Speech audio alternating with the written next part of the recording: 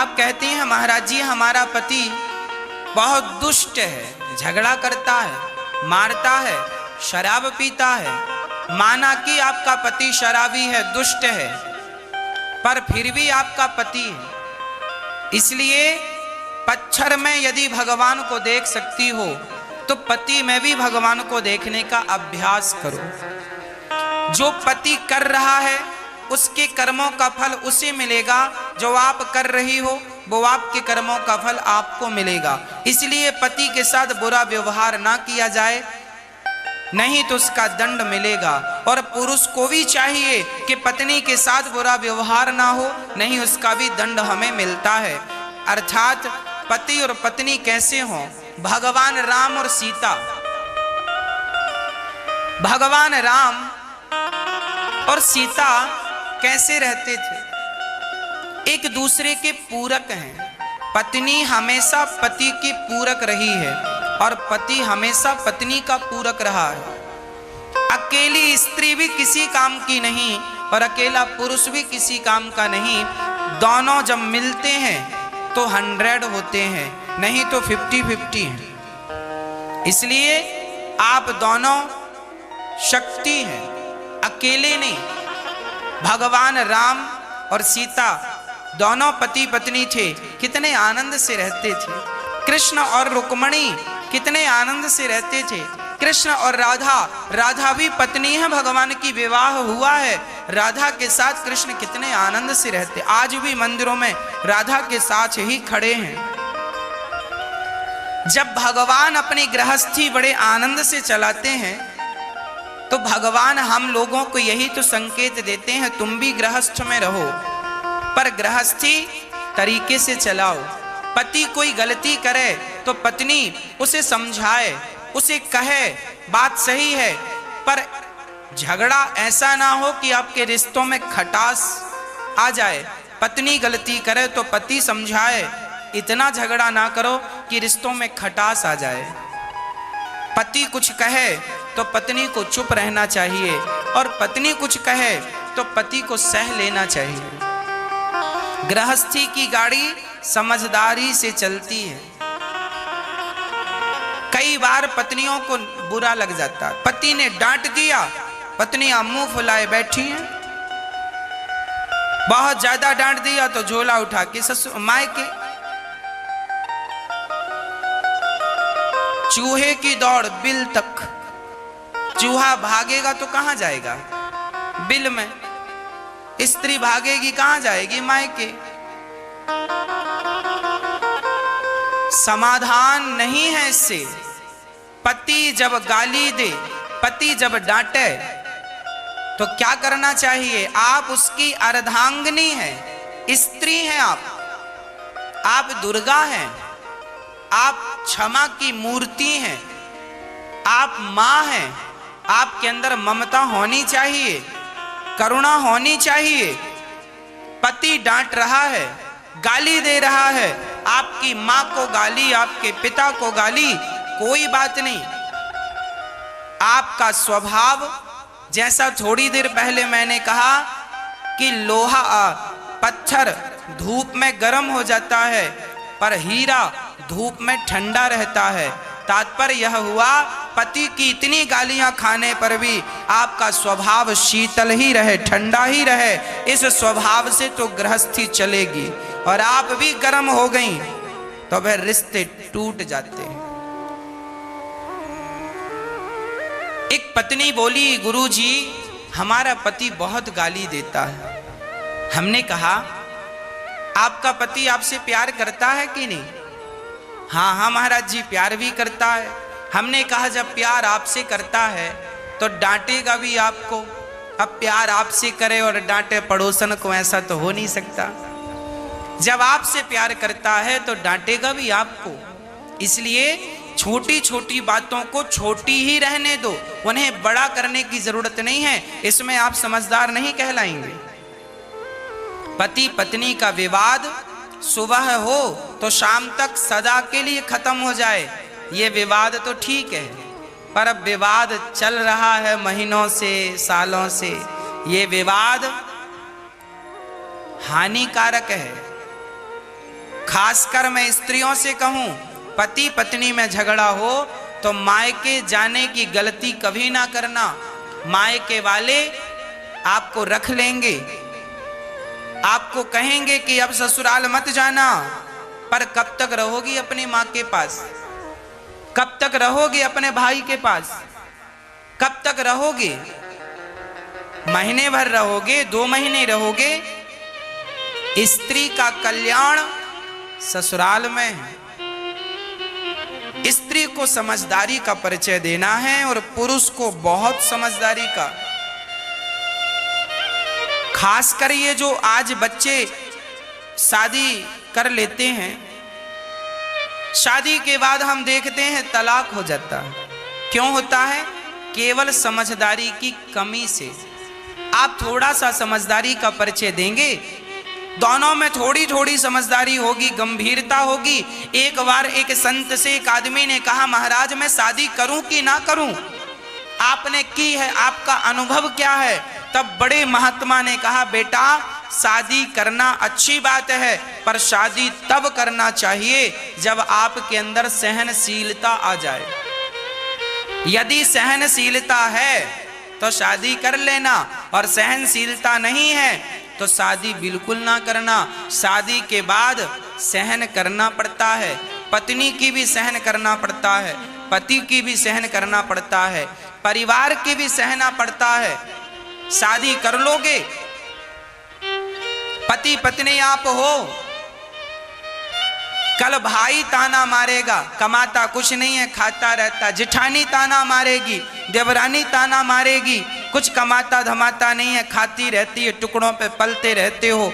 कोई भी कुछ भी कह सकता है। इन सारी बातों को सहन करना चाहिए, और सहन करते हुए अपनी गृहस्थी बड़े आनंद से चलाना चाहिए। और मैं आपको एक निवेदन और कर दूं, आज मैं देखता हूं भाई भाई, छोटा भाई कमाता है, बड़ा भाई खाता है, या बड़ा भाई कमाता है, छोटा भाई खाता है। जो आदमी कमाता है ना, बड़ा भाई कमाता है, तो बड़े भाई की पत्नी छोटे भाई को ताना तो मारेगी, देवर को, है मेरा देवर पड़ा पड़ा खाता, कुछ कमाता तो है नहीं।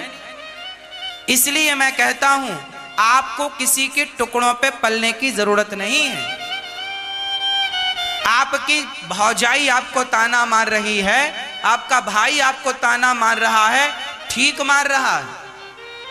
क्यों नहीं कमा कर खा रहे हो? क्यों तुम दूसरों के टुकड़े पे पल रहे हो? अरे दूसरों की हलवा पूड़ी और खुद की कमाई की बासी रोटी खाकर नमक के साथ रहो, पर अपनी कमाई का खाओ। दूसरों की कमाई के 56 भोग भी खाने नहीं चाहिए।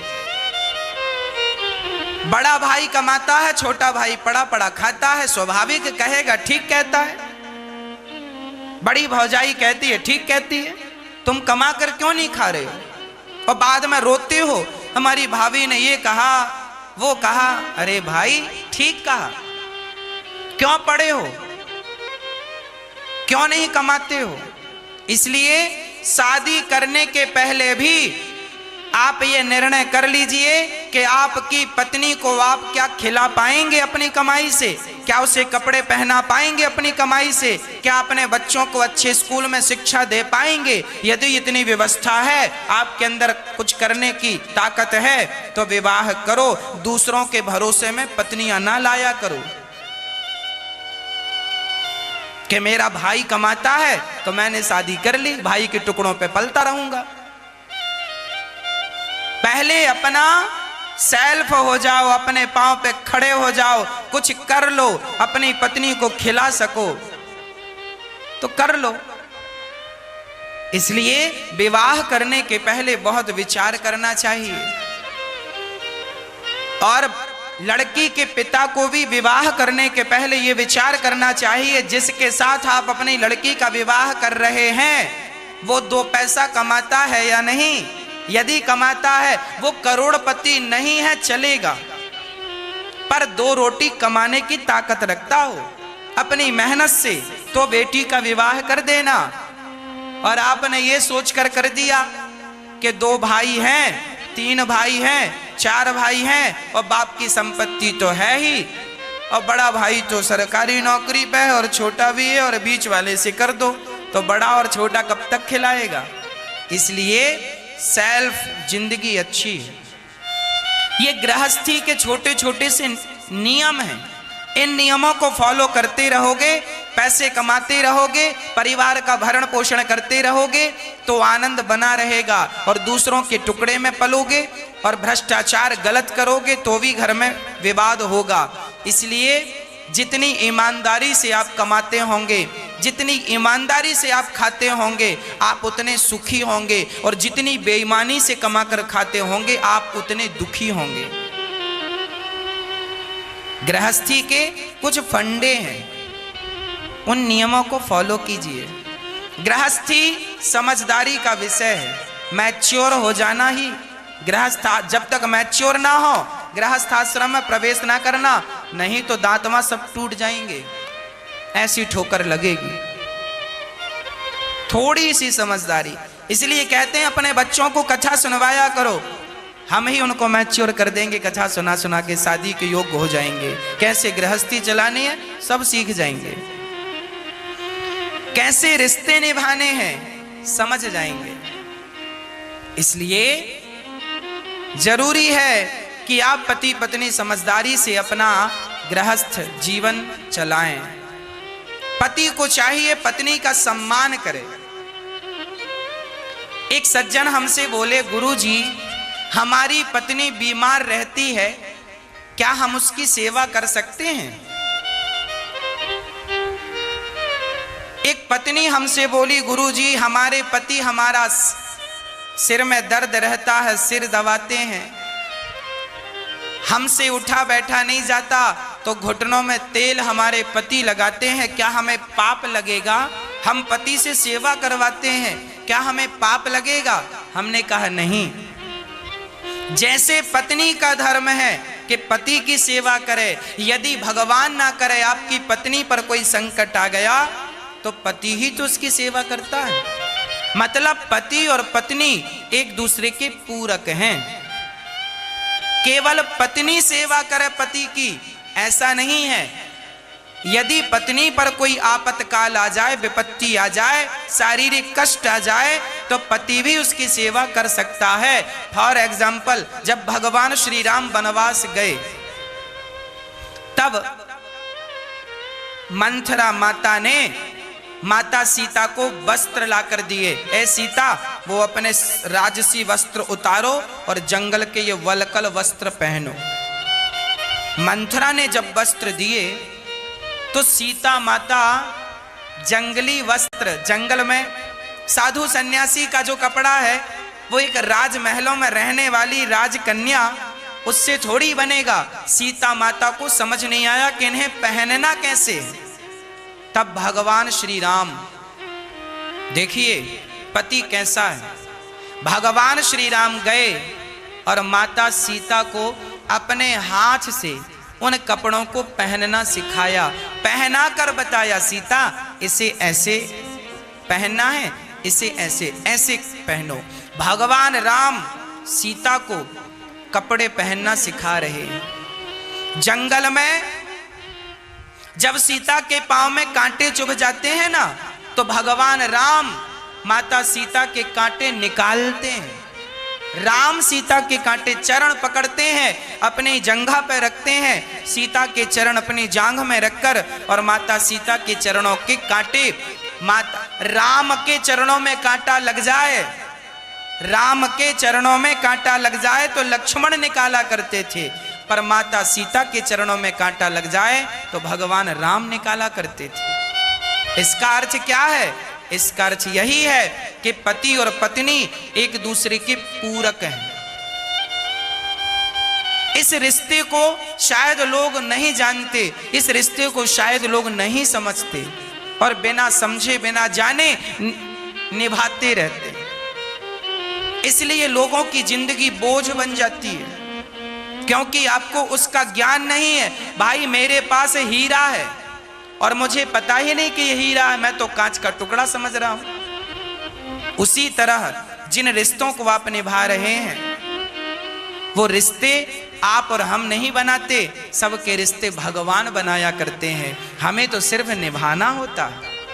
इसलिए बहुत प्यार से रहिएगा पति पत्नी, और खासकर पति पत्नी तुम दोनों किसी के बहकावे में आकर आप दोनों झगड़ा ना कर लेना आपस में, और आप दोनों पति पत्नी बहुत प्रेम से रहकर अपनी जिम्मेदारियों को निभाओ। आपकी सबसे बड़ी जिम्मेदारी है आपकी सास ससुर का, अर्थात बहू सास ससुर की सेवा करे और आपका पति अर्थात अपने माता पिता की सेवा करे। मतलब आप अपने माता पिता की